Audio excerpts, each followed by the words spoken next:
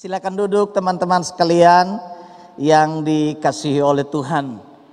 Salam, sekali lagi salam. Selamat sore bagi kita semua, baik yang ada dalam ruangan ini ataupun yang sedang menyaksikan siaran kami melalui live streaming. Saya ucapkan selamat sore dan salam bagi kita semua. Teman-teman sekalian yang dikasihi oleh Tuhan, kita bersyukur kepada Tuhan karena Tuhan itu baik, dahsyat dan luar biasa bagi saya dan saudara. Sampai dengan sore ini kita masih diberi kekuatan, diberi semangat yang baru. Itu karena kebaikan dan kemurahan Tuhan bagi kita semua. Oleh karena itu, sore ini saya ajak kita semua belajar kebenaran firman Tuhan. Mungkin adik-adik sudah sering dengar, sering dikotbahkan, tapi saya rindu kebenaran ini dibagikan bagi kita semua untuk mengingatkan kita tentang hal-hal yang luar biasa yang Tuhan inginkan kita lakukan dalam hidup ini sebagai anak-anak muda. Kita akan baca firman Tuhan dari Filipi pasal yang pertama ayat 27 hingga ayat yang ke-30. Filipi pasal yang pertama ayat 27 hingga ayat yang ke-30. Saya akan membacakan firman Tuhan ini bagi kita semua. Perikopnya, nasihat supaya tetap berjuang.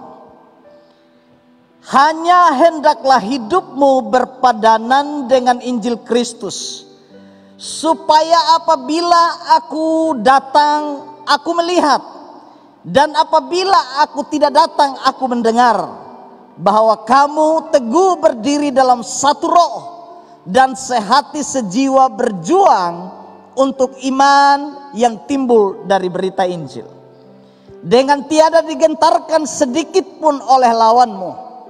Bagi mereka semuanya itu adalah tanda kebinasaan, tapi bagi kamu tanda keselamatan, dan itu datangnya dari Allah. Sebab kepada kamu dikaruniakan bukan saja untuk percaya kepada Kristus, melainkan juga untuk menderita untuk Dia, dalam pergumulan yang sama seperti yang dahulu kamu lihat padaku, dan yang sekarang kamu dengar tentang aku. Amin buat pembacaan firman Tuhan ini. Adik-adik, teman-teman sekalian yang dikasihi oleh Tuhan, kebenaran yang kita baca pada sore hari ini adalah kebenaran yang ditulis oleh Rasul Paulus ketika ia berada dalam penjara di Roma. Pada waktu itu ia sedang bergumul di dalam penjara karena berita Injil.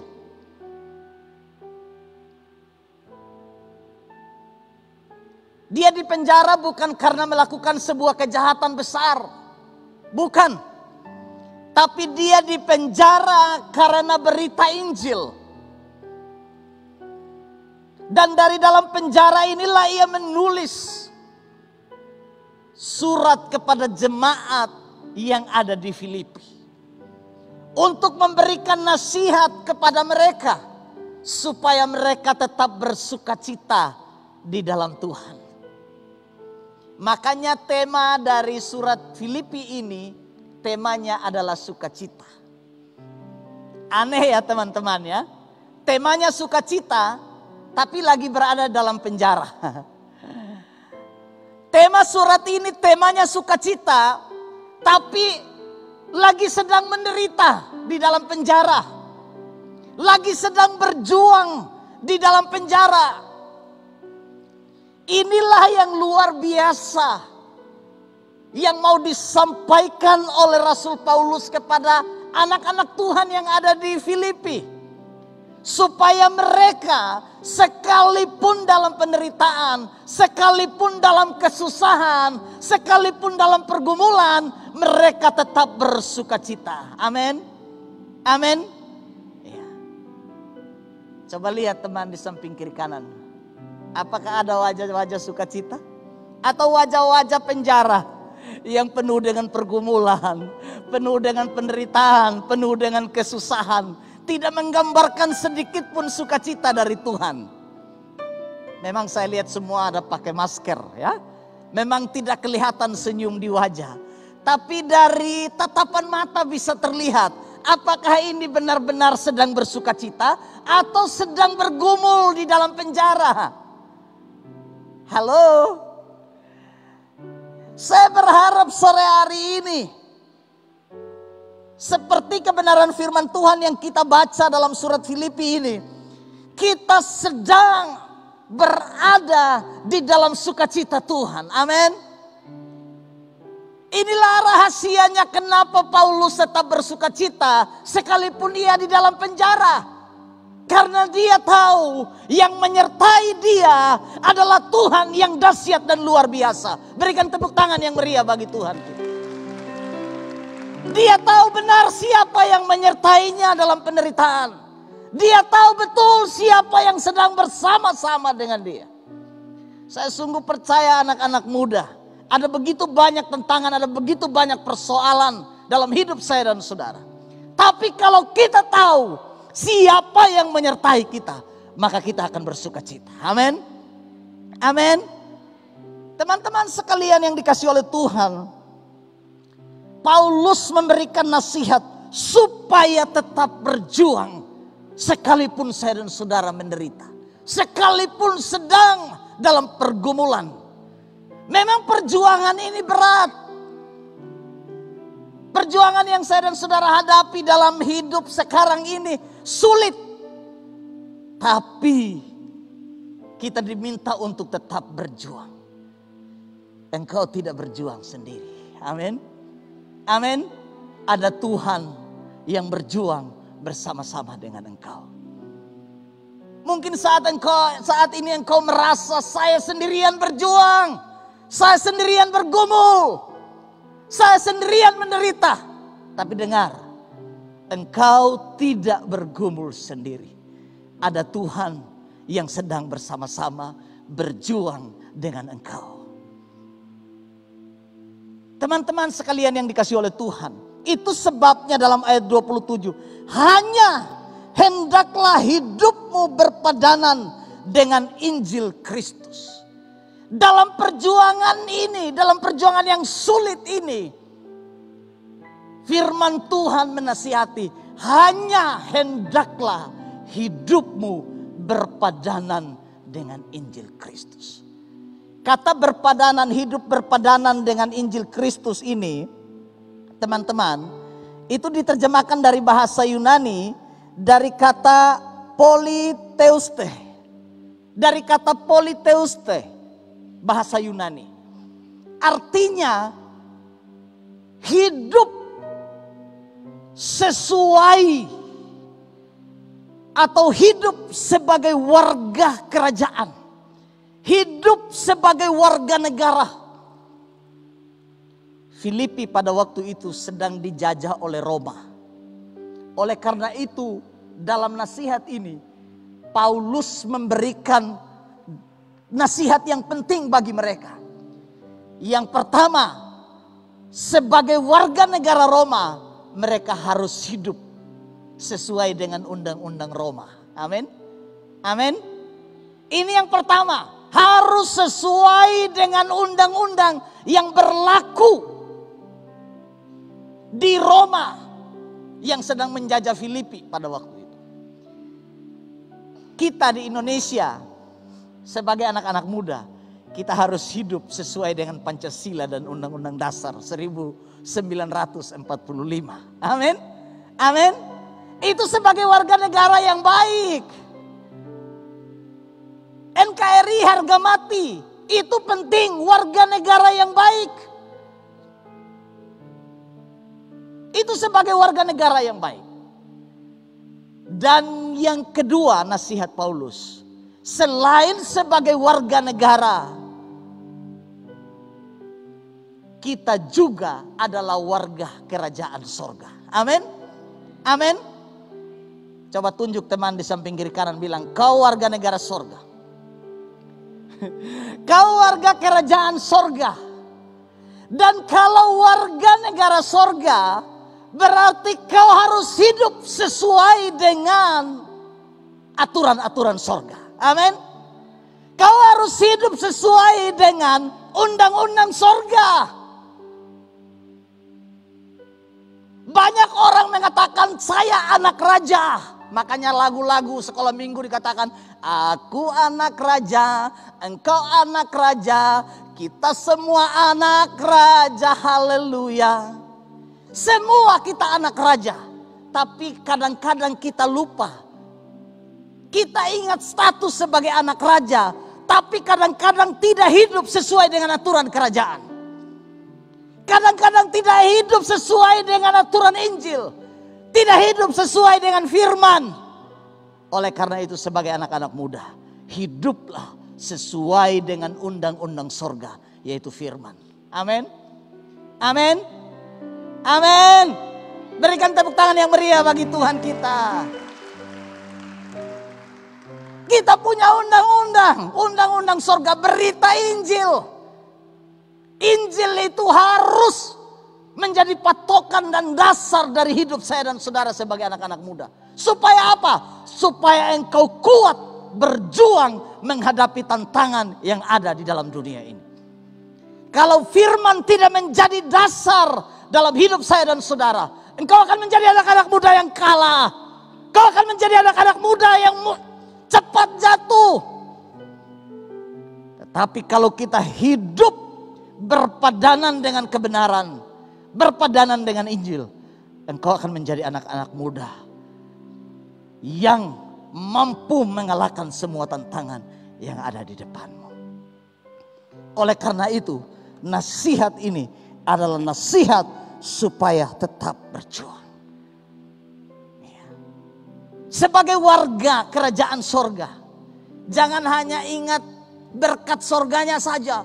Tuhan sembuhkan saya, Tuhan berkati masa depan saya, Tuhan kirimkan berkat-berkat bagi saya. Kadang kita hanya ingat berkat kerajaan, tapi lupa tentang etika-etika kerajaan. Banyak anak-anak muda yang lupa etika kerajaan Allah. Tapi kalau soal berkat, Tuhan berkati masa depan saya, kalau bisa Tuhan, saya lulus dengan nilai terbaik.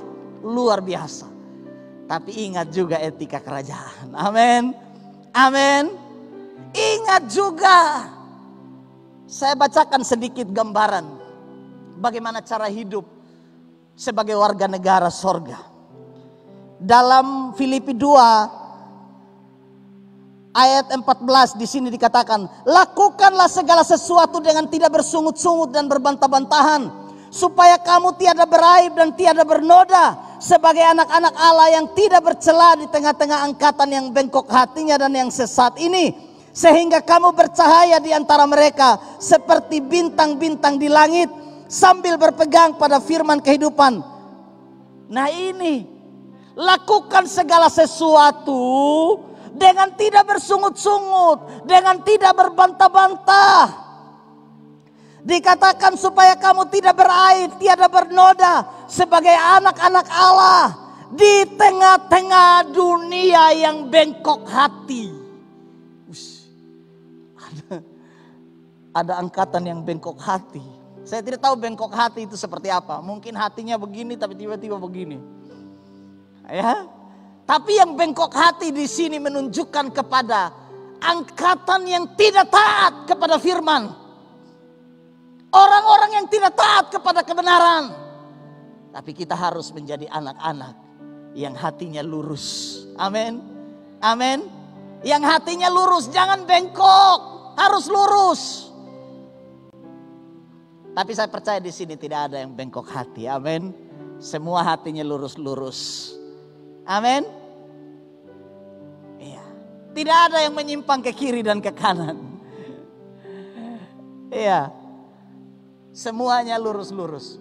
Dikatakan, hendaklah kamu bercahaya di antara mereka seperti bintang-bintang di dunia. Ada bintang di dunia? Ya, kalau bintang kan biasanya di langit. Tapi anak-anak Tuhan itu digambarkan seperti bintang-bintang di dunia. Amin. Coba aja lihat. Ini kan bintang-bintang di dunia. Ya bukan bintang film ya, bukan bintang-bintang yang itu. Tapi minimal bintang di dunia itu memberi cahaya bagi orang di sekeliling. Amin. Amin. Jadilah bintang. Walaupun mungkin cahayamu terlihat kecil. Tapi jadilah bintang-bintang di dunia. Menerangi dunia yang gelap. Menerangi sekelilingmu yang gelap. Menerangi keluargamu yang gelap. Menerangi temanmu yang gelap. Jangan kita muncul ke sana, kita juga jadi gelap. Gitu ya. Kita masuk ke tempat yang sana, kita juga jadi gelap. Seharusnya kita jadi bintang. Bilang sama teman di samping kiri kananmu, jadi bintang. Ayo jadi bintang. Bintang di dunia. Ya. Mungkin ini perjuangan. Bagaimana menjadi bintang di dunia. Sulit. Tapi kalau kita jadikan firman sebagai dasar, saya sungguh percaya tidak ada yang sulit. Amin. Tidak ada yang sukar. Oleh karena itu teman-teman yang dikasihi oleh Tuhan.